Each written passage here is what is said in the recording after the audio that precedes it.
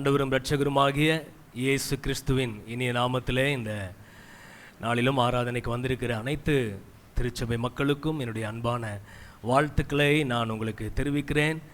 கர்த்தர் நம்மை இந்த நாளிலே தேவன் நம்மை பலப்படுத்தி தேவன் நம்மை ஆசீர்வதித்து நிறைவாக அனுப்புவார். எத்தனை பேர் ஆமேன் சொல்லுவீங்க? அல்லேலூயா, ஆமென். கர்த்தர் நல்லவர். ஆண்டவர் இந்த நாளிலே அவருடைய ஆலயத்திலே கூடி அவரை ஆராதிக்க கர்த்தர் நமக்கு கிருபை பாராட்டி இருக்கிறார். Price the Lord. நம்முடைய வாழ்க்கையிலே பல சூழ்நிலைகளில் நாம் கடந்து போகிற பாதைகள் சில நேரங்களில் நெருக்கமாகவும்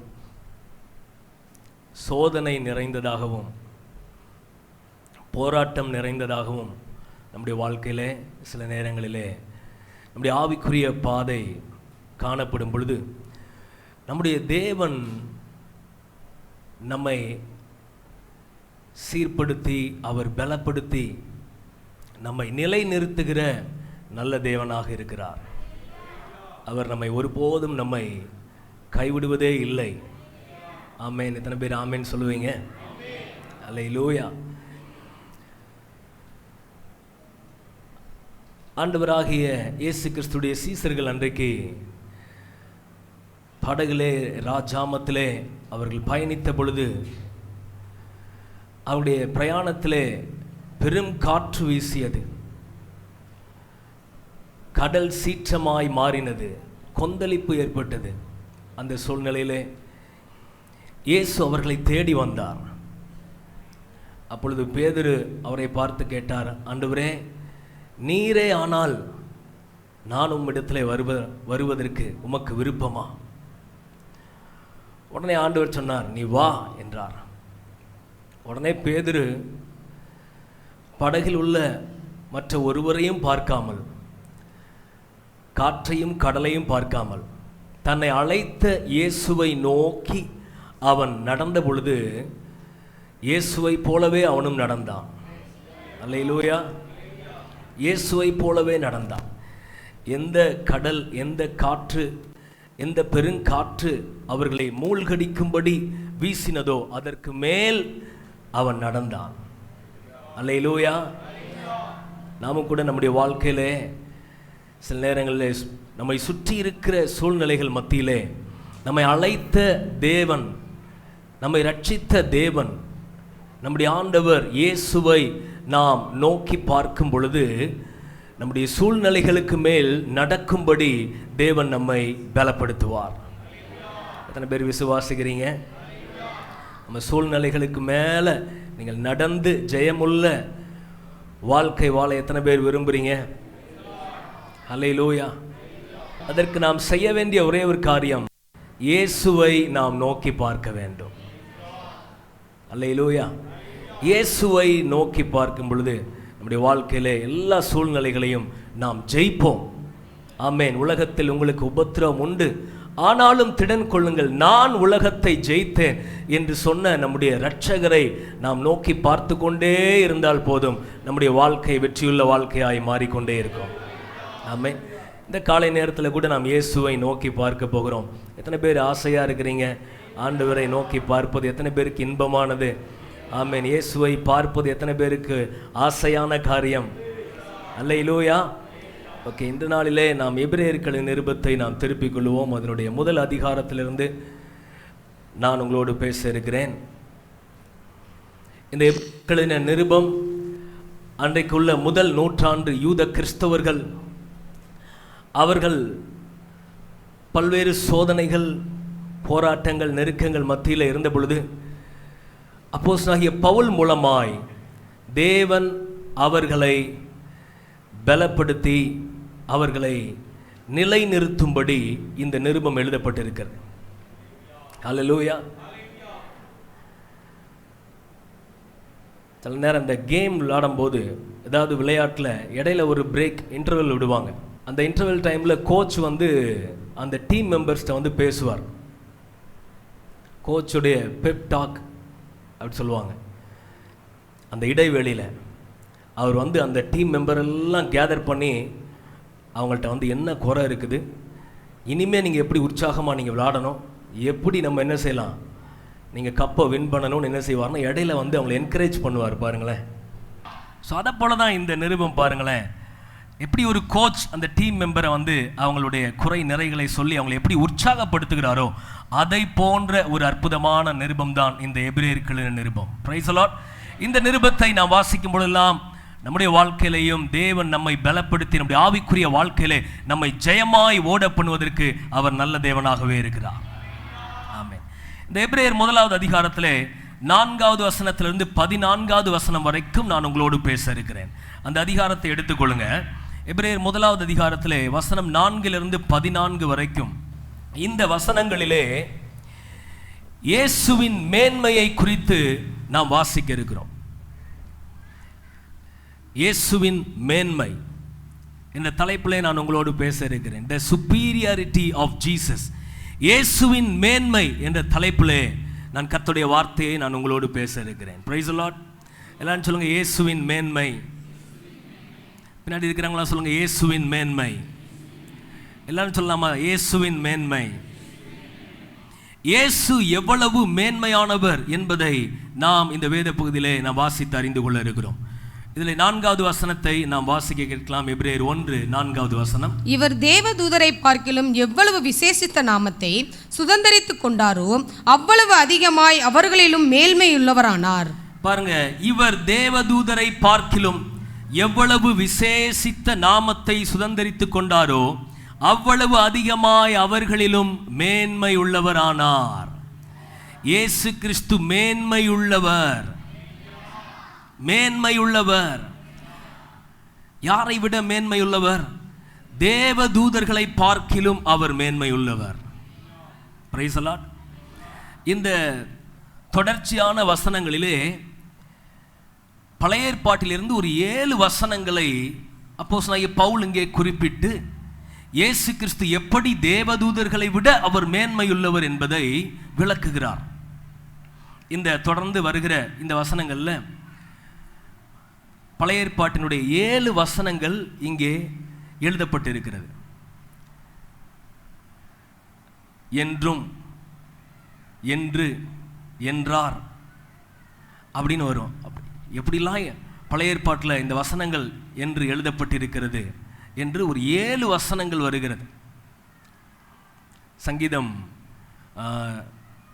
2வது அதிகாரம் 7வது வசனம், 2 சாமுவேல் 7வது அதிகாரம் 14வது வசனம்,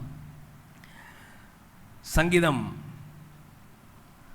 104வது அதிகாரம் 4வது வசனம், உபாகமம் 23:43வது வசனம், சங்கீதம் 45:6-7 ஆகிய வசனங்கள், சங்கீதம் 102வது சங்கீதம் 25 முதல் 27 வசனங்கள், கடைசியாக சங்கீதம் 110 முதல் வசனம்.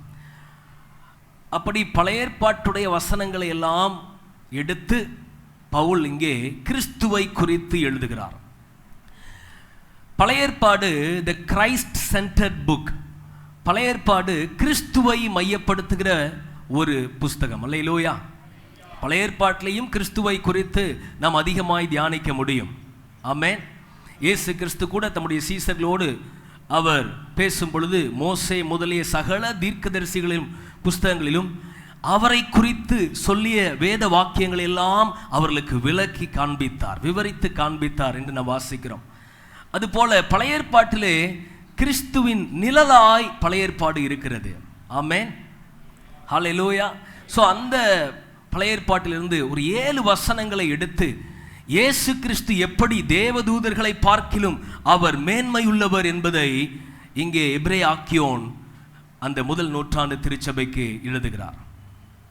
எப்படியெல்லாம் அவர் தேவதூதர்களை பார்க்கிலும் மேன்மையுள்ளவர்? வேதம் சொல்லுகிற தேவதூதர்களை பார்க்கிலும் அவர் அவ்வளவு அதிகமாய் மேன்மையுள்ளவர் என்று எழுதுகிறார். காரணம் என்ன? அந்த முதல் நூற்றாண்டு யூத கிறிஸ்தவர்களுக்கு நிறைய குழப்பங்களும் சோதனைகளும் இருந்தது. சபையை அநேகர் குழப்பினார்கள். அவங்க நிறைய பேர் சொன்னாங்க, இயேசு கிறிஸ்து ஒரு நல்ல ஒரு பரிசுத்தவான், ஆனால் அவர் தேவன் என்று சொல்ல முடியுமா? இயேசு கிறிஸ்து ஒருவேளை தேவதூதர்களில் ஒருவராய் கூட இருக்கலாம். But he is not a God. அவர் தேவனுக்கு சமமானவரா? அது எப்படி இருக்க முடியும் என்றெல்லாம் அவர்களுக்குள்ளாக பல காரியங்கள் இருந்தபடினாலே இந்த முதல் அதிகாரத்திலேயே பவுல் அவர்களுக்கு சில சத்தியத்தை தெளிவாய் எழுதுகிறார். தேவதூதரை பார்க்கிலும் இயேசு கிறிஸ்து அவ்வளவு அதிகமாய் மேன்மையுள்ள ஒருவர். எத்தனை பேர் ஆமென் சொல்லுவீங்க? அல்லேலூயா. எப்படியெல்லாம் இயேசு கிறிஸ்து மேன்மையுள்ளவர் என்பதை இந்த வசனங்களிலிருந்து 3 குறிப்புகளை நான் உங்களோடு பேச போகிறேன். இந்த முதல் அதிகாரத்திலே 5-6 வசனங்களை வாசிக்க கேட்போம். எப்படியெனில், நீர் என்னுடைய குமாரன், இன்று நான் உம்மை ஜெனிப்பித்தேன் என்றும், நான் அவருக்கு பிதாவாய் இருப்பேன், அவர் எனக்கு குமாரனாய் இருப்பார் என்றும் அவர் தூதர்களில் யாருக்காவது எப்போதாயிலும் சொன்னதுண்டா?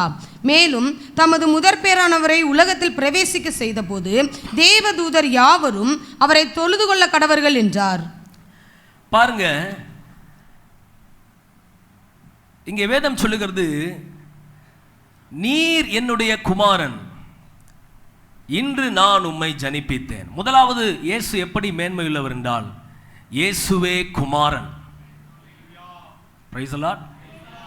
The first point is Jesus is the son. இயேசுவே குமாரன். என்னோடு சேர்ந்து சொல்லுங்க, இயேசுவே குமாரன். இன்னொரு முறை சொல்லுங்க, இயேசுவே குமாரன். பாருங்க, தேவதூதர்கள்ல ஒருவருக்கு கூட அவர்களை பார்த்து பிதாவாகிய தேவன் என் குமாரன் என்று சொல்லவே இல்லை. ஆனால் இயேசுவுக்கு தான் அந்த டைட்டில் கொடுக்கப்பட்டது. அவர்தான் தேவகுமாரன். சங்கீதம் 2:7 இந்த வசனம் இருக்குது. பழைய ஏற்பாட்டில் தாவீதின் குமாரனுக்கு சாலமோனை குறிப்பதாக அது இருந்தாலும் அதனுடைய ஆழமான அர்த்தம் அது கிறிஸ்துவை குறித்த தீர்க்க தரிசன வசனம். ஆகவேதான் பவுல் அதை எடுத்து சொல்லுகிறார், நீர் என்னுடைய குமாரன், இன்று நான் உம்மை ஜனிப்பித்தேன் என்றும். ஹல்லேலூயா. நான் அவருக்கு பிதாவாய் இருப்பேன், அவர் எனக்கு குமாரனாய் இருப்பார் என்றும். அந்த என்றும் எங்க இருக்கு? 2 சாமுவேல் 7:14 வசனத்திலே இருக்கிறது. சாலமோனிலும் பெரியவர் இயேசு. Price the Lord. அப்ப இயேசு கிறிஸ்து அவர் தேவனுடைய குமாரனாயிருக்கிறார். அவர் தேவனுடைய குமாரன். He is the son of God. இயேசுவே இதை தன்னுடைய வாழ்க்கையிலே, தன்னுடைய ஊழிய நாட்களிலே இதை அவர் பிரகடனப்படுத்தினார். யோவான் எழுதின சுவிசேஷம் 10வது அதிகாரத்திலே 36வது வசனத்திலிருந்து வாசிக்க கேட்போம். யோவான் 10:36 வாசிப்போம். பிதாவினால் பரிசுத்தமாக்கப்பட்டும் உலகத்தில் அனுப்பப்பட்டும் இருக்கிற நான் என்னை தேவனுடைய குமாரன் என்று சொன்னதினாலே தேவ தூஷணம் சொன்னாய் என்று நீங்கள் சொல்லலாமா? என் பிதாவின் கிரியைகளை நான் செய்யாதிருந்தால் நீங்கள் என்னை விசுவாசிக்க வேண்டியதில்லையே. செய்தேனேயானேல் நீங்கள் என்னை விசுவாசியாதிருந்தாலும் பிதா என்னிலும் நான் அவரிலும் இருக்கிறதை நீங்கள் அறிந்து விசுவாசிக்கும்படி அந்த கிரியைகளை விசுவாசியுங்கள் என்றார். இது நிமித்தம் அவர்கள் மறுபடியும் அவரை பிடிக்க தேடினார்கள். அவரோ அவர்கள் கைக்கு தப்பி யோர்தானுக்கு அக்கறையிலே முன்னை யோவான் ஞானஸ்நானம் கொடுத்து கொண்டிருந்த இடத்துக்கு திரும்பி போய் அங்கே தங்கினார். எல்லாரும் கவனிங்க, ஆண்டவராகிய இயேசு கிறிஸ்து தன் ஊழிய நாட்களிலே ஜனங்களை பார்த்து சொன்னார், நான் தேவகுமாரன் என்றார்.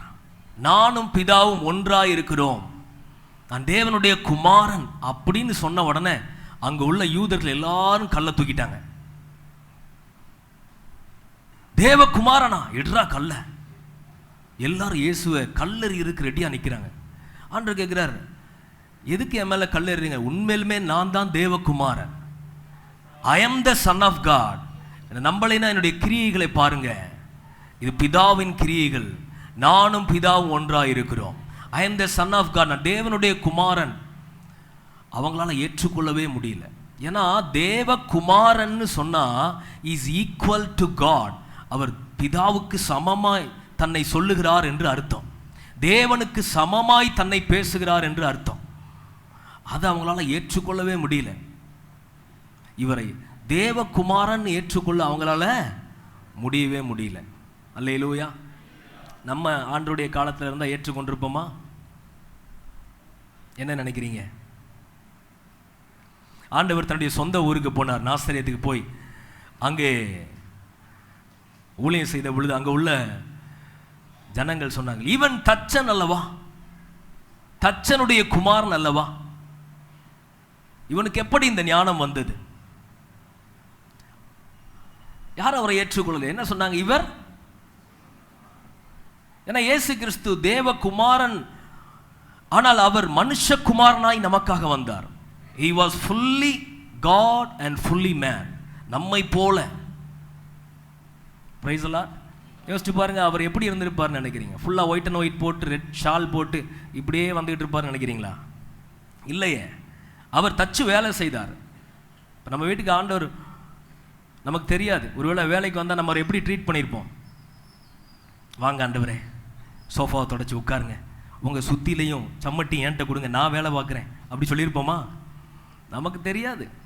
எல்லார போல அவரை என்ன செஞ்சிருப்போம்? ட்ரீட் பண்ணியிருப்போம். அவரே ஒரு நாள் நானே தேவகுமாரன் சொன்னா எப்படி இருக்கும்? அவர் முற்றிலும் மனுஷகுமாரனாக இருந்தார், அவர் தேவகுமாரனாக இருந்தார். ஆகவே அந்த ஸ்டேட்மெண்ட் அவங்களால ஏற்றுக்கொள்ளவே முடியல. இவர் எப்படி தேவகுமாரன் சொல்ல முடியும்? அது தேவனுக்கு சமம் இல்லை, அதை ஏற்றுக்கொள்ளவே முடியல. ஆனால் ஆண்டவருடைய ஊழியம் அப்படியே தொடர்ந்தது. அப்படியே ஊழியத்தின் முடிவு, சிலுவைக்கு போவதற்கு முன்பாக கூட அவரை விசாரிக்கும் பொழுது அவர் எதையுமே சொல்லவே இல்லை. ஆனால் கடைசி அவர்கிட்ட ஒரு கேள்வி கேட்டாங்க. லூக்கா 22 அதிகாரம் 70-71 வசனத்தை வாசிங்க.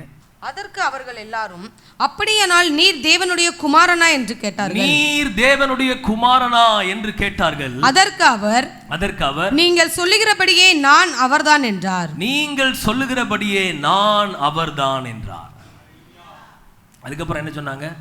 அப்பொழுது அவர்கள் இனி வேறு சாட்சி நமக்கு வேண்டுவதென்ன?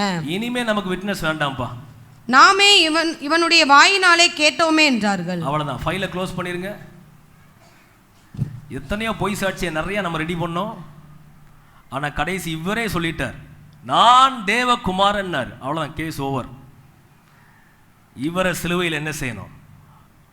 அறைய வேண்டும் என்று சொல்லி அவரை சிலுவையிலே அறைந்தார்கள். ஆனால் பவுல் இந்த வசனங்கள் எல்லாம் தன்னுடைய நிருபத்தில் எழுதுகிறார். வாசிங்க, அப்போஸ்தலர் 13வது அதிகாரத்திலே 32-33 வசனத்தை வாசிப்போம்.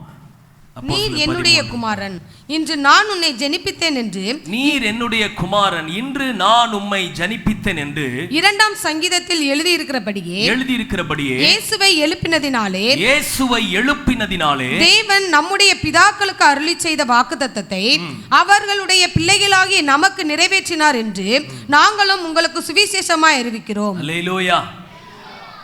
இவர் தேவகுமாரன் யாருமே ஏற்றுக்கொள்ளல. ஆனால் அவர் உயிர் தெழுந்த பொழுது, தேவன் அவரை எழுப்பின பொழுது பிதாவின் வாக்குத்தத்தம் நமக்கு நிறைவேற்றப்பட்டது. உயிர் தெழுதலின் நம்பிக்கை நமக்கு பிறந்தது. ஹல்லேலூயா, ஹல்லேலூயா.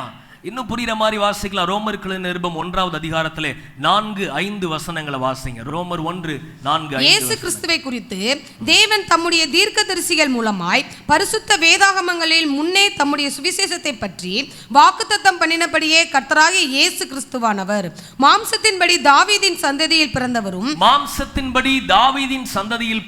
பரிசுத்தமுள்ள ஆவியின்படி, ஆனால் பரிசுத்தமுள்ள ஆவியின்படி தேவனுடைய சுதன் என்று மரித்தோரில் உயிர் தெழுந்ததினாலே ஆமென் பலமாய் ரூபிக்கப்பட்ட தேவகுமாரனுமாய் இருக்கிறார். அவர் பலமாய் ரூபிக்கப்பட்ட தேவகுமாரனாய் இருக்கிறார்.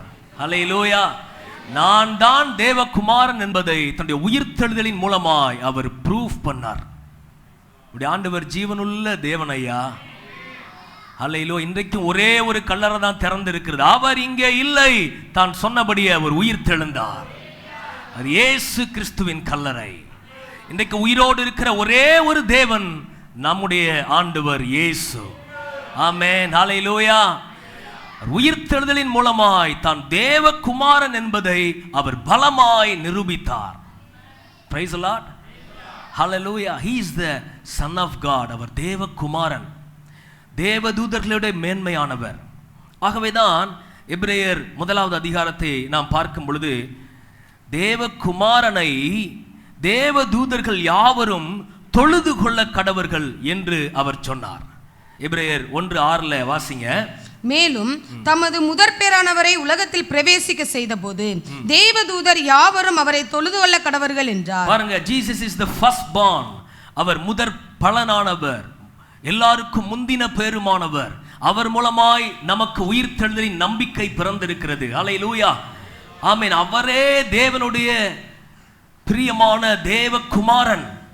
அவரை பார்த்து பிதாவாகிய தேவன் சொல்லுகிறார், இவரை தேவதூதர்கள் யாவரும் என்ன செய்யணும்? வர்ஷிப் பண்ணணும். எப்படி பிதாவை தொழுது கொள்கிறார்களோ அதே போல அத்தனை தேவதூதர்களும் குமாரனையும் தொழுது கொள்ள வேண்டும் என்றார். Price the Lord. உபாகமம் 32 அதிகாரம் 43 வசனம் நாம் வாசிக்கிறோம் இல்லையா? வாசிப்போம். ஜாதிகளே, அவருடைய ஜனங்களோட கூட களி கூறுங்கள். அது ஏஞ்சல்ஸ் தான் சொல்லுது. ஜாதிகளே, தேவதூதர்களே, எல்லாரும் சபை ஆராதிக்கிற மாதிரி நீங்களும் இயேசுவை என்ன செய்யணும்? களி கூறு, ஆராதிக்கணும். ஒரு அல்லையா சொல்லுங்களேன்.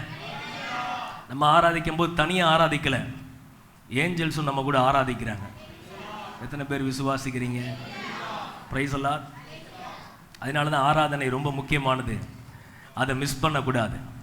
ஆமென். தேவதூதர்களே அவரை ஆராதிக்கிறாங்க. நீங்க வெளிப்படுத்தல வாசிச்சீங்கன்னா தேவதூதர்கள் அவர் எல்லாரும் இயேசுவை தொழுது கொள்வதை பார்க்க முடியும். யோவான் சில தேவதூதரை பார்த்த உடனே தேவதூடைய பாதத்திலே விழுந்து தேவதூதனை வணங்குவான். ஆனால் அந்த தேவதூதர்கள் சொல்வார்கள், நீ இப்படி செய்யக்கூடாது, நானும் உன்னை போல ஒரு ஊழியக்காரன், நம்ம எல்லாரும் ஒரே ஒருவரைத்தான் ஆராதிக்கணும், அவர் ஆட்டுக்குட்டியானவர். ஆமென்.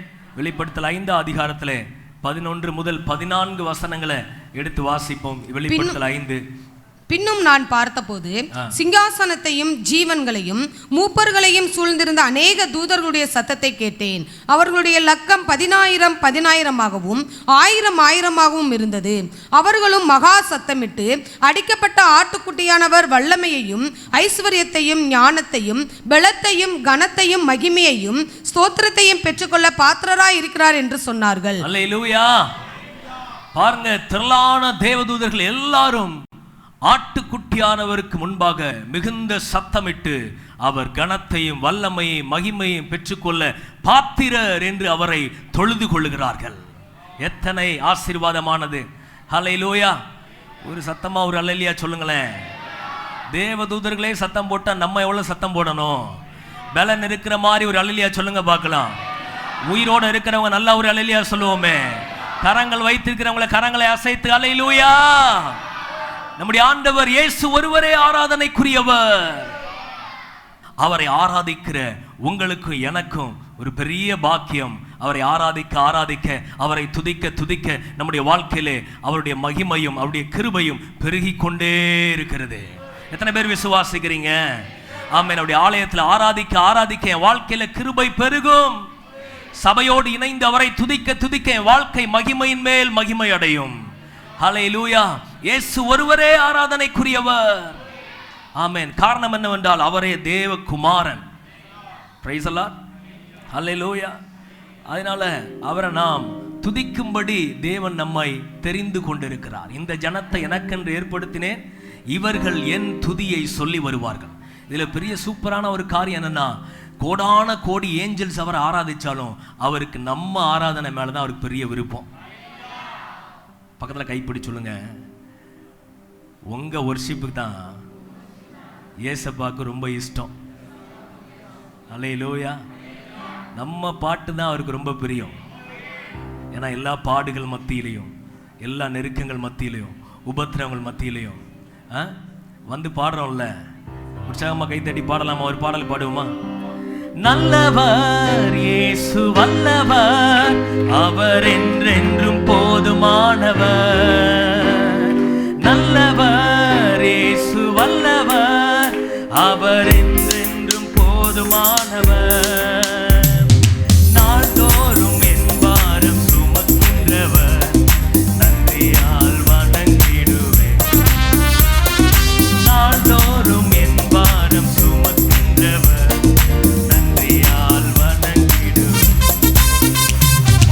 ஆயிரம் ஆயிரம்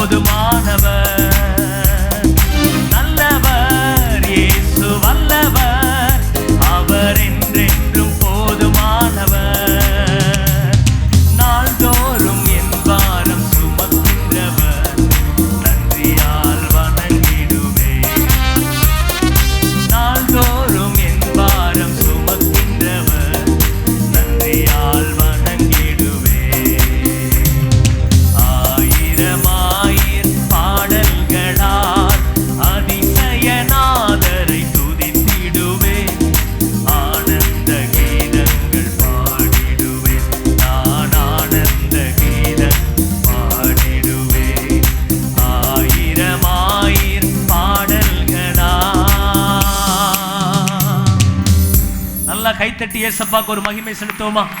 ஹல்லேலூயா, ஹல்லேலூயா, ஹல்லேலூயா. உயிர் இருக்கிற வரைக்கும் அவரை பாடணும். ஹல்லேலூயா, ஹல்லேலூயா. இன்னைக்கெல்லாம் கொஞ்சம் தொண்டை கட்டி இருக்குதான், பரவாயில்ல. தொண்டை கட்டினாலே பாடுறேன். நல்ல தொண்டையை வச்சுட்டு பாடாம இருந்தா எப்படி சொல்லுங்க? ஹல்லேலூயா. உயிர் உள்ளவரை நான் அவரை துதிப்பேன், உள்ளளவும் நான் அவரை கீர்த்தனம் பண்ணுவேன். ஹல்லேலூயா. காரணம், என் இயேசு ஒருவரே ஒருவரே ஒருவரே அவர் ஆராதனைக்குரியவர். நம்முடைய பலன் அவருக்கு தான். ஆமென். நம்முடைய திறமை அவருக்கு தான். நம்முடைய ஞானம் அவருக்கு தான். ஆமென். முழு உள்ளத்தோடும் முழு பலத்தோடும் அவர் ஒருவரையே நாம் ஆராதிப்போம். என்னோடு சேர்ந்து ஒரு ஆமென் சொல்லுவீங்களா? ஹல்லேலூயா. இயேசு அவர் தேவனுடைய குமாரன். இயேசுவே குமாரன். இரண்டாவது, இயேசு எப்படி மேன்மையுள்ளவர். ஏஞ்சலை விட இயேசு கிறிஸ்து எப்படி கிரேட் பார்க்கலாம். நம்ம வாசிக்கலாம். முதல் அதிகாரத்திலே 7, 8, 9 வசனத்தை வாசிப்போம். தேவதூதரை குறித்தோ தம்முடைய தூதர்களை காற்றுகளாகவும் தம்முடைய ஊழியக்காரரை அக்னி ஜுவாலைகளாகவும் செய்கிறார் என்று சொல்லியிருக்கிறது. குமாரனை நோக்கி, தேவனே, உம்முடைய சிங்காசனம் என்றென்றைக்கும் உள்ளது, உம்முடைய ராஜ்யத்தின் செங்கோல் நீதியுள்ள செங்கோலாய் இருக்கிறது. நீர் நீதியை விரும்பி அக்கிரமத்தை வெறுத்திருக்கிறீர்.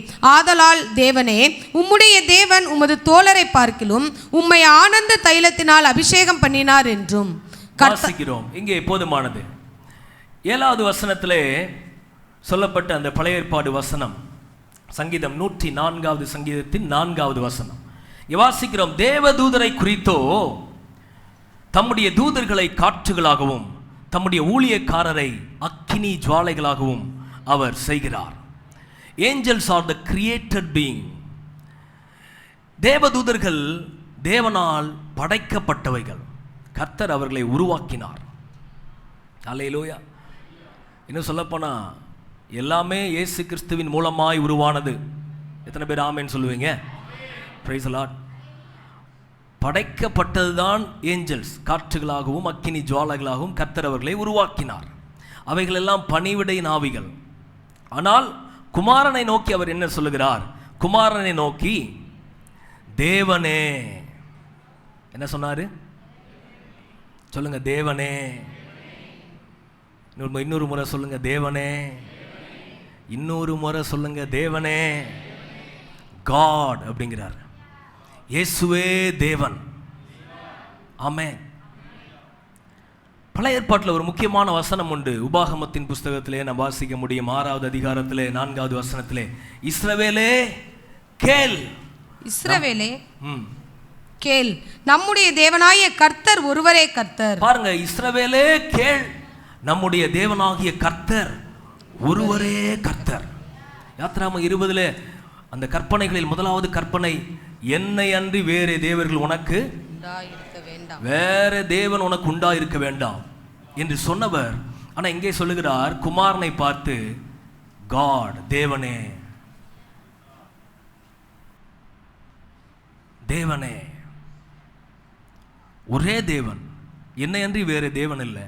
ஆனா அவர் குமாரனை பார்த்து சொல்லுகிறார், தேவனே. இதை எப்படி புரிந்து கொள்ளலாம் என்றால் ரொம்ப சிம்பிள். நமக்கு அறிந்த ஒரு சத்தியம்தான், நம்முடைய தேவன் திரியேக தேவன். Our God is a triune God. Hallelujah. நம்முடைய தேவன் திரியேக தேவன். God the Father, God the Son and God the Holy Spirit. 3 in person, 1 in essence. 3 நபர் ஆனால் ஒருவராய் இருக்கிறார். Praise the Lord. குமாரன் தேவன் என்று யோவான் 10 அதிகாரத்தில் சொல்லப்பட்டிருக்கிறது. பரிசுத்த ஆவியானவர் தேவனாய் இருக்கிறார் என்று அப்போஸ்தலரிலே நாம் வாசிக்கிறோம். அப்போஸ்தலர் 5 அதிகாரத்தில் அனனியாவும் சப்பீராவும் பேதுருவிடத்தில் பேசும் பொழுது அவர் சொல்லுகிறார், மனுஷனிடத்தில் அல்ல தேவனிடத்திலே போய் சொன்னாய். பரிசுத்த ஆவியானவர் தேவன் என்று சொல்லப்பட்டிருக்கிறது. அப்ப 3 தேவனா? இல்லை, மூவர் ஆனால் ஒரே தேவன். என்ன பாஸ்டர், முழுசா புரியணும்னு எத்தனை பேர் ஆசைப்படுறீங்க? சிம்பிள், பரலோகம் போயிட்டா முழுசா தெரிஞ்சிடும். அல்லேலூயா. எத்தனை பேர் ஆசைப்படுறீங்க? கர்த்தர் நல்லவர். என்னைய பத்தி எத்தனை பேருக்கு முழுசா தெரியும்? எனக்கே தெரியாது, உங்களுக்கு எப்படி தெரியும்? என்னைய பத்தி முழுசா ஆண்டவருக்கு தான் தெரியும். ஆமென். நம்மளையே நமக்கு தெரியலையே. அவர் அறிய முடியாத தேவன், மகிமையுள்ளவர். அவரை பார்க்கணும்னா இந்த மூலையில் பார்க்க முடியாது. நம்மை தேவன் முழுமையாய் மறுரூபமாக்கும் பொழுது, மகிமையில் அவரை பார்க்கும்போது தான், ஓ ஹவ் கிரேட் இஸ் அவர் காட். ஹல்லேலூயா. யோவான் இயேசுவினுடைய மார்பிலே சாய்ந்த ஒரு சீஷன்.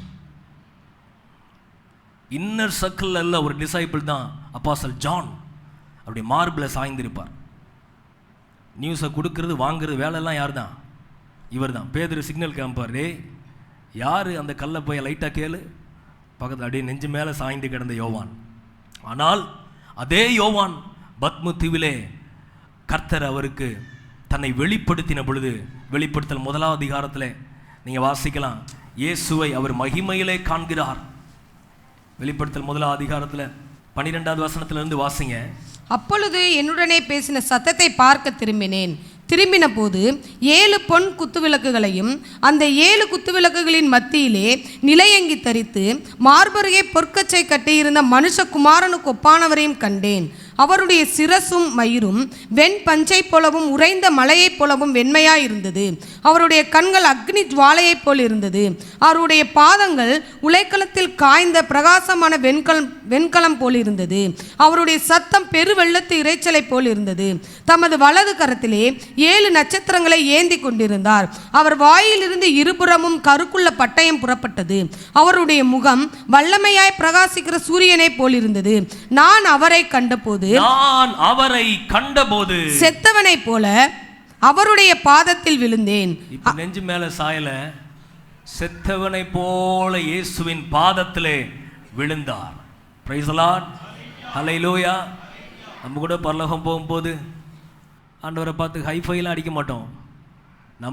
நாமும் அவரை மகிமையில பார்த்துட்டா அவர் மகிமைக்கு முன்னாடி சாஷ்டாங்கமா விழுந்துருவோம். என் ஆண்டவர் எவ்வளவு பெரியவர். அதான் தீத்துல சொல்லப்பட்டிருக்கிறது, அவர் மகாதேவன்.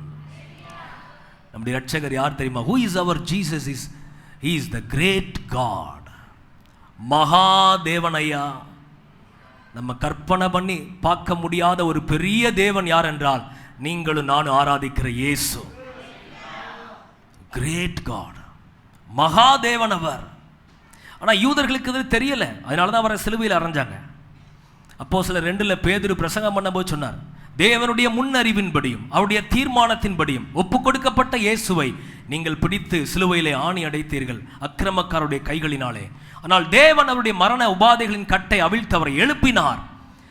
இந்த இயேசுவை தேவன் எழுப்பினார் என்பதற்கு நாங்கள் எல்லாரும் சாட்சிகளாக இருக்கிறோம். இந்த இயேசுவையே அவர் ஆண்டவரும் கிறிஸ்துவும் ஆக்கினார். இவர் தான் ஆண்டவர் அப்படின்னு சொன்ன உடனே இருதயத்தில் குத்தப்பட்டுட்டாங்க. காலகாலமாக பைபிளை வச்சுக்கிட்டே இருந்த நம்ம ஆண்டவரே என்ன செஞ்சிட்டோம், இப்படி செஞ்சிட்டோமேன்னு இருதயத்தில் குத்தப்பட்ட உடனே சொன்னாங்க, எல்லாருடைய ரட்சிப்புக்காகத்தான் அவர் மரித்தாரையா, இப்போயும் நீ மனம் திரும்பி இந்த இயேசுவை விசுவாசித்து ஞானசானம் எடுத்து உன்னை அர்ப்பணித்தா உனக்கு பாவ மன்னிப்பையும் விடுதலையும் கொடுக்கறதுக்கு அவர் நல்ல தேவன் என்று சொன்ன உடனே புதிய உடன்படிக்கையிலே 3000 பேர் அன்றைக்கு சேர்க்கப்பட்டார்கள். அல்லேலூயா. இந்த இயேசு தேவன் எப்படிப்பட்ட தேவன்? மகாதேவன். Praise the Lord. அல்லேலூயா. இவருடைய சிங்காசனம் என்றென்றைக்கும் உள்ளது என்று எபிரேயரில் வாசிக்கிறோம். அப்படியே எபிரேயர் அப்படியே நீங்கள் கவனிச்சுக்கிட்டே வாங்க. இவர் தேவன், தேவனே உம்முடைய சிங்காசனம் என்றென்றைக்கும் உள்ளது. அவருடைய த்ரோன் எட்டர்னல் த்ரோன். அவர் சிங்காசனத்தில் வீற்றிருக்கிறார். அப்புறம் அதிகாரம் உடையவர். தேவதூதர்கள்லாம் அந்த சிங்காசனத்துக்கு முன்னாடி பணிவிடை செய்கிறவங்க. அல்லேலூயா. அவங்க அந்த சிங்காசனத்தை என்ன செய்ய முடியாது, டச் பண்ண முடியாது. ஒருத்தன் உட்காரணும்னு நினைச்சான், கீழே விழுந்துட்டான். அதில் என்றென்றைக்கு உட்கார்ந்து இருக்கிற ஒருவர் நம்மளுடைய ரட்சகர் இயேசு. அதான் என்றென்றைக்கும் அவர் அதில் வீற்றிருக்கிறவர், சர்வத்தை ஆளுகை செய்கிறவர். தேவதூதர்கள் பணிவிடை நாவிகள். சிங்காசனத்துக்கு முன்னாடி அவர் கமாண்ட் கொடுப்பார், கேப்ரியேல் சொல்லுங்க ஆண்டவரே, இன்னைக்கு என் பிள்ளைங்க அண்ணா நேரம் ஊழியத்துக்கு போகிறாங்க, நீங்கள் என்ன செய்யணும், பாதுகாப்பட போயிருங்க. உடனே போயிடுவாங்க. ஒரு ஆமீன் சொல்லுங்களேன். இன்னைக்கு ஹாஸ்பிட்டல் மினிஸ்ட்ரி போகிறாங்க, கூட 2 பேர் என்ன செஞ்சீங்க, போயிட்டு வாங்க. நமக்கு தெரியாது. நமக்கு ஒரு மேலான பாதுகாப்பு இருக்கு. Price the Lord. ஆனால் இந்த சிங்காசனத்தில் என்றென்றைக்கும் வீற்றிருக்கிற ஒரே ஒரு தேவன் இயேசு.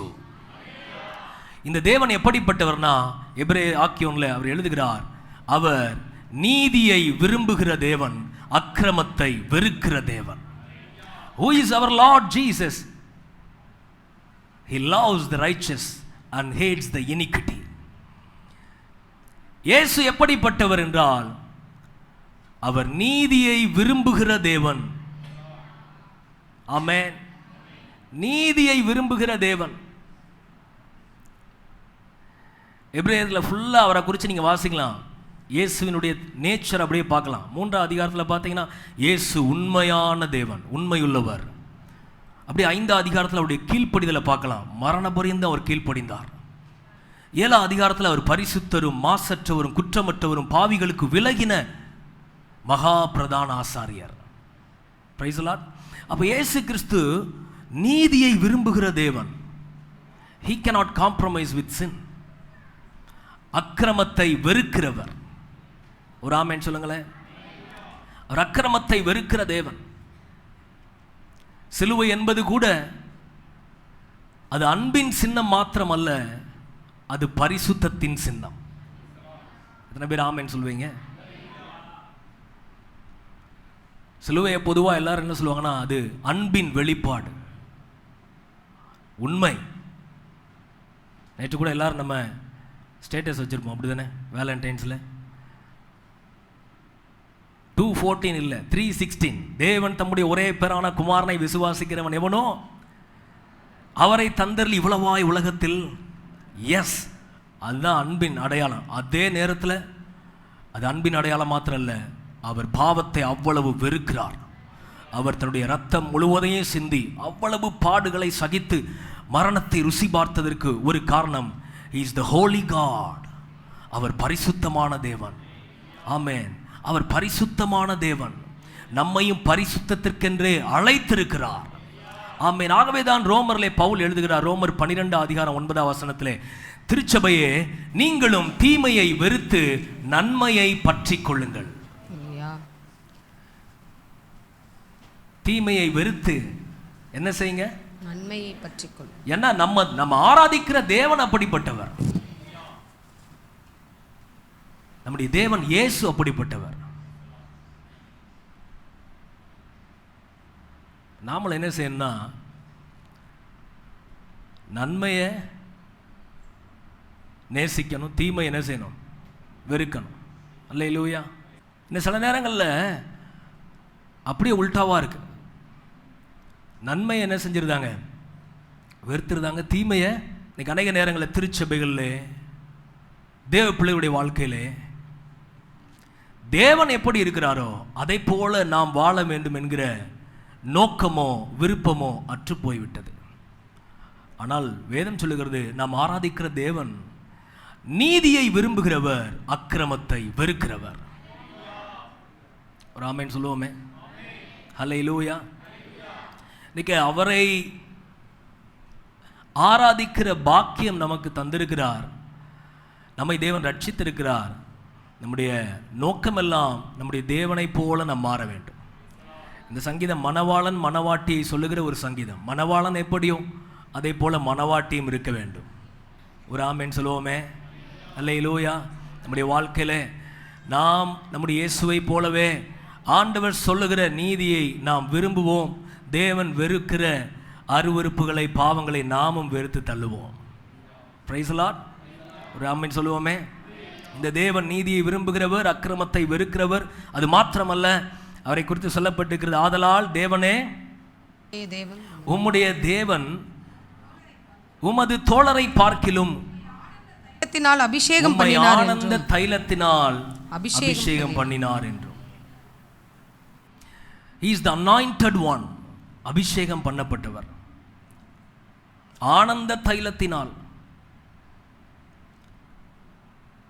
எபிரேயர் 12:2 வேதம் சொல்லுகிறது, அவர் தமக்கு முன் வைக்கப்பட்டிருந்த சந்தோஷத்தின் பொருட்டு அவமானத்தை எண்ணாமல் சிலுவையை சகித்தார். Price the Lord. ஆண்டவர் சிலுவைக்கு போகிறதுக்கு முன்னாடி கூட தேவதூதர்கள் வந்து அவரை பலப்படுத்தினார்கள். தேவதூதர்களுடைய ஊழியம் வேதம் முழுவதும் இருக்குது. இயேசு கிறிஸ்து ஊழியத்துக்கு வரும்போது கூட உபவாசம் முடிக்கும் போது ஏஞ்சல்ஸ் வந்து அவரை ஸ்ட்ரென்தன் பண்ணாங்க. சிலுவைக்கு போகிறதுக்கு முன்னாடி கெத்செமனே தோட்டத்தில் தேவதூதர்கள் வந்து அவரை பலப்படுத்தினாங்க. ஆனால் அந்த சிலுவையை சுமப்பது கிறிஸ்து ஒருவர் மட்டுமே. எந்த தேவதூதரும் பாவத்தை சுமக்க முடியாது. ஹல்லேலூயா. எல்லாருடைய பாவத்தையும் சிலுவையில் சுமந்து தீர்த்த ஒரே ஒருவர் இயேசு ஒருவர். ஹல்லேலூயா. அதுக்குதான் அவர் அபிஷேகம் பண்ணப்பட்டவர். அவர் நம்முடைய எல்லா பாவங்களையும் சுமந்து தீர்த்திருக்கிறார். ஒரு ஆமென் சொல்லுங்களேன். நம்முடைய எல்லா மீறுதல்களையும் அவர் சுமந்து தீர்த்திருக்கிறார். ஒரு ஆமென் சொல்லுங்க. நம்முடைய நோய்களை எல்லாம் அவர் சுமந்து தீர்த்திருக்கிறார்.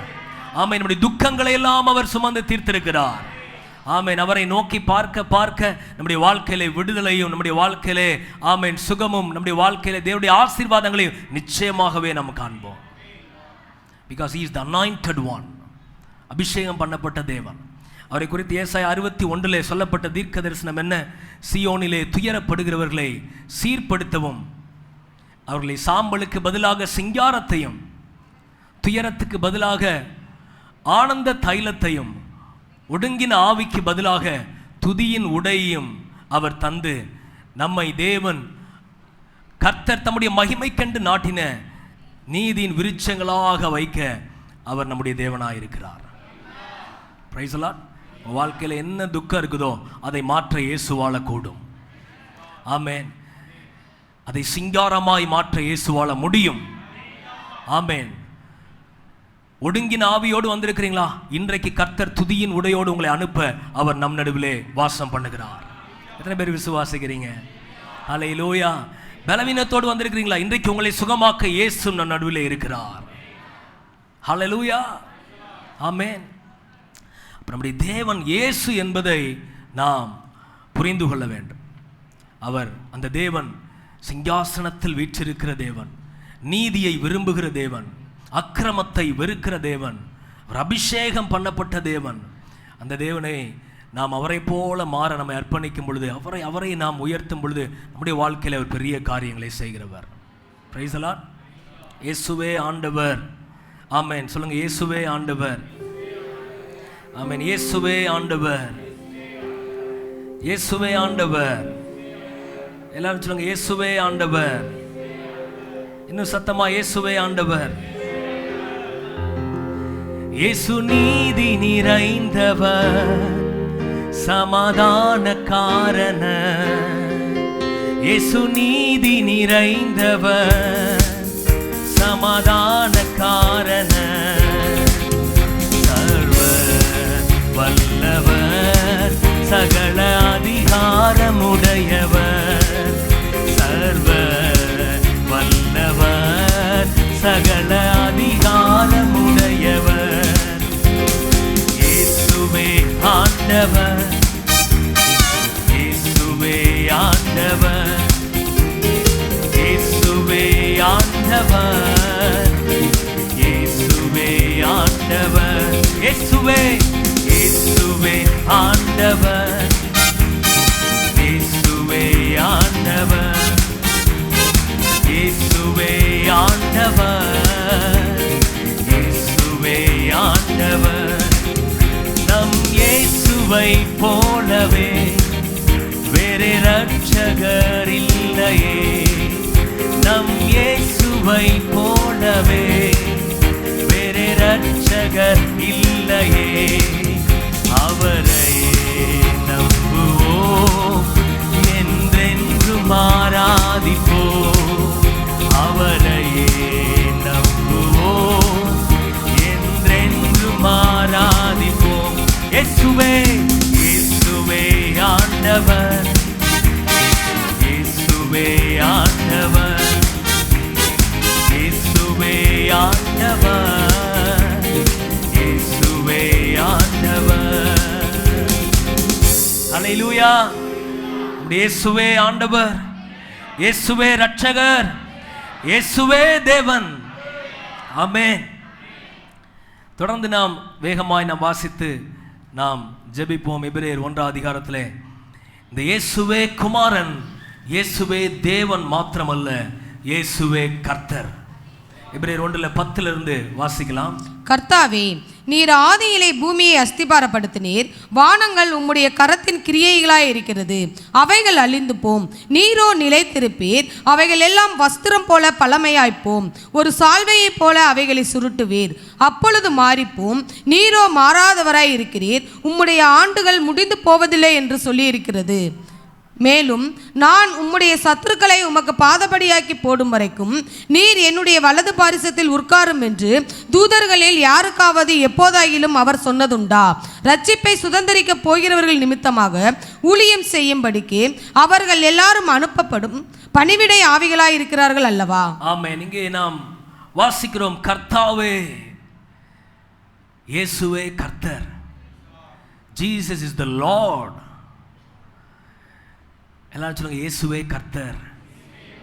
கொஞ்சம் கையை உயர்த்தி சொல்லுங்க, இயேசுவே கர்த்தர். ஆமென். கை இருக்கிறவங்களாம் கை உயர்த்தி சொல்லுங்க, இயேசுவே கர்த்தர். ஹல்லேலூயா. அப்படின்னா அவர் எல்லாவற்றையும் உருவாக்கினவர். பார்க்கிற எல்லாவற்றையும், பூமியையே அவர் அஸ்திபாரப்படுத்தி இருக்கிறார். நம்மள அஸ்திபாரப்படுத்த மாட்டாரா? ஹலோ, பூமியையே அவர் தான் ஃபவுண்டைன் பண்ணியிருக்கிறார், அஸ்திபாரப்படுத்தினார். வானங்களுடைய கரத்தின் கிரியையாக இருக்கிறது. Price the Lord. அவைகள் எல்லாம் அழிந்து போம், ஆனால் இந்த கர்த்தர் நிலைத்திருக்கிறவர். நிலைத்திருக்கிறவர். அவைகள் எல்லாம் மாறி போகும், ஆனால் இந்த இயேசு மாறாதவர். ஆமென்.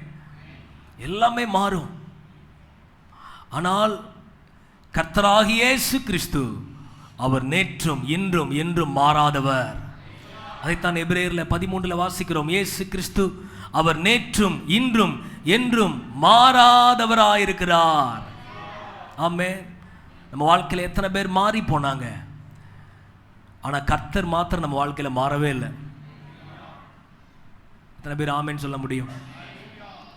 எல்லா மனிதர்களும் மாறலாம், எல்லா சூழ்நிலைகளும் மாறலாம், எல்லா பாதைகளும் மாறலாம். ஆனால் நம்ம ஆராதிக்கிற தேவன், நம்மை அழைத்த தேவன், நம்மை ரட்சித்த தேவன், நம்மை தெரிந்து கொண்ட தேவன் நம்ம வாழ்க்கையில் மாறவே மாட்டார். அவருடைய அன்பு மாறவே மாறாது, அவருடைய கிருபை மாறவே மாறாது, அவருடைய வல்லமை மாறவே மாறாது, அவருடைய மகிமை மாறவே மாறாது. அவர் நேற்றும் இன்றும் என்றும் மாறாதவர். அதைத்தான் எழுதுகிறார். மோசேயின் தேவன் அவர் இன்றைக்கும் மாறல.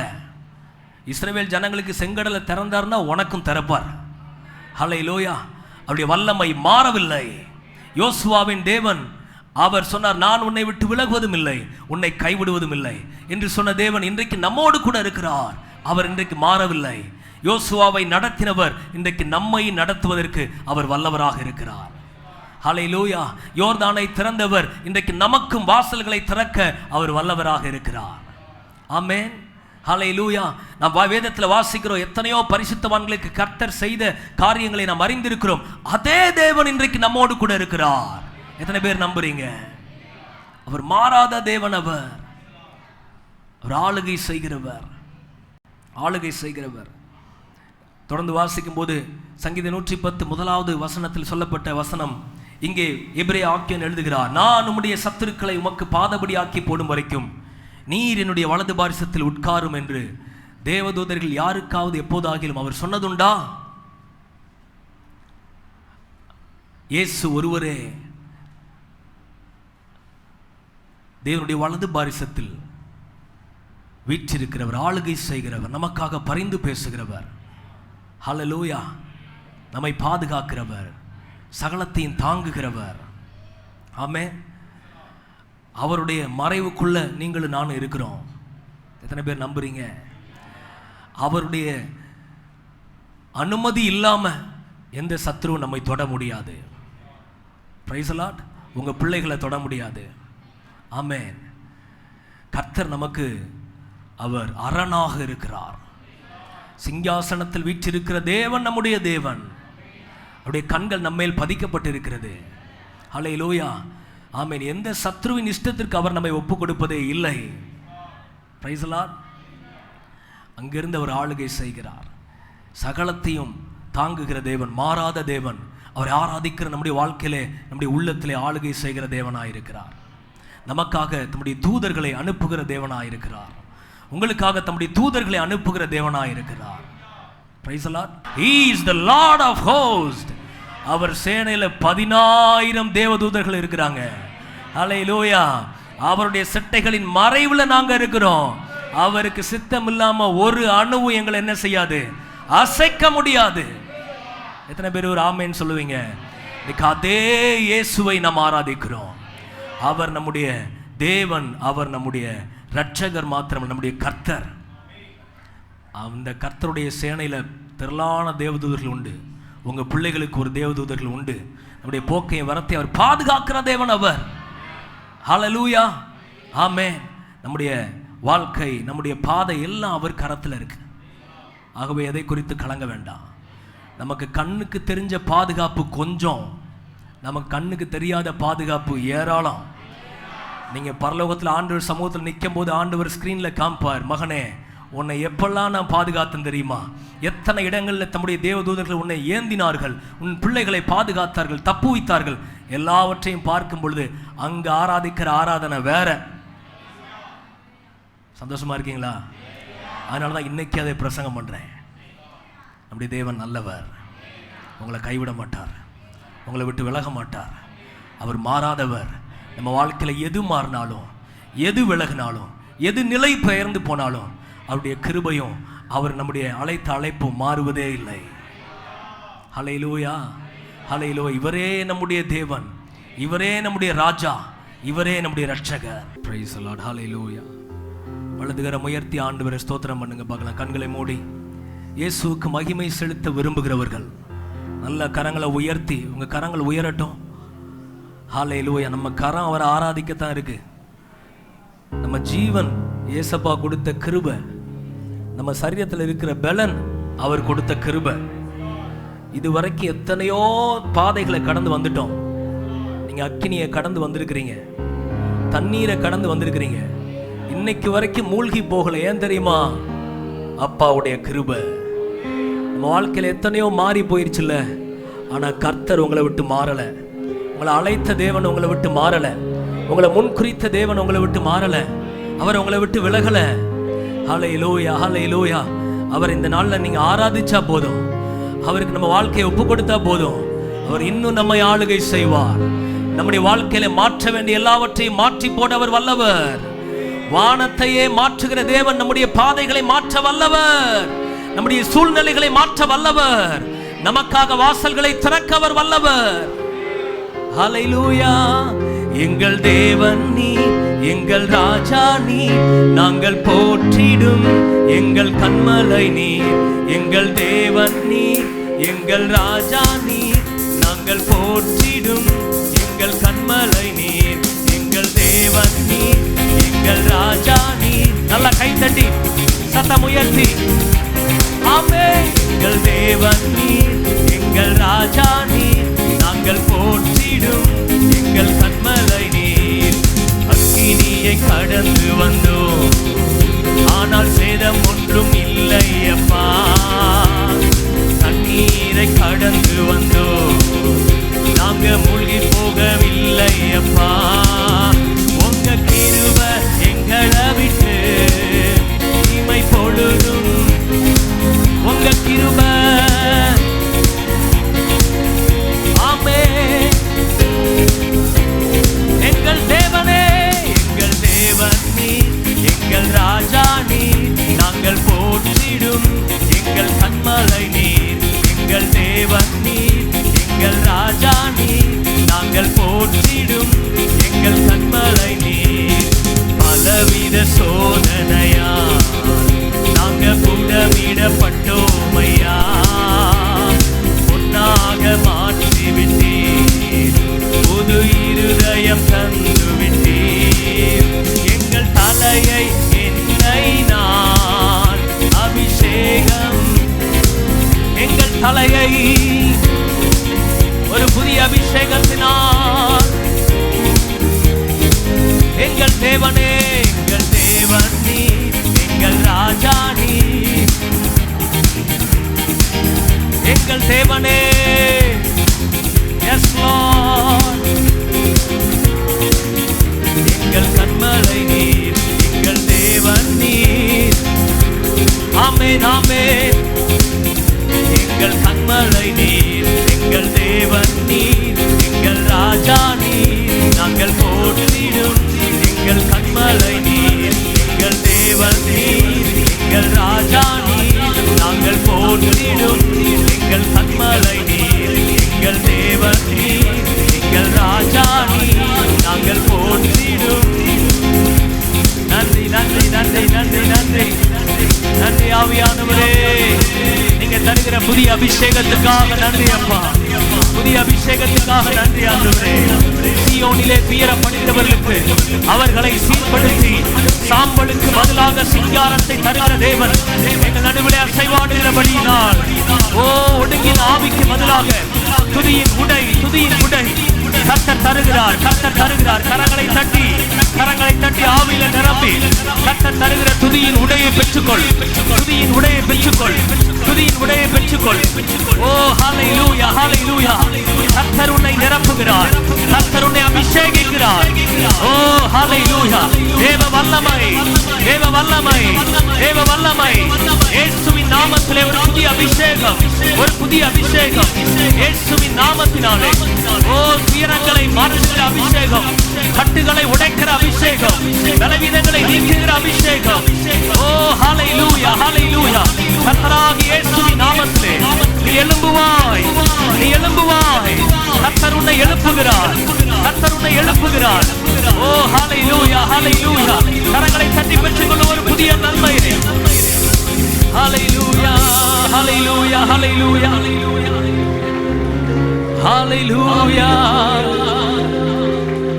நீங்க உலகத்தை ஜெயிப்பீங்க. உலகத்துல உங்களுக்கு உபத்திரம் வரலாம், பெருங்காற்று வீசலாம், புயல் அடிக்கலாம், உன் படகு மூழ்கிற நிலை வரலாம். ஆனால் கடலின் மேல் நடக்கும்படி கர்த்தர் உன்னை அழைத்திருக்கிறார்.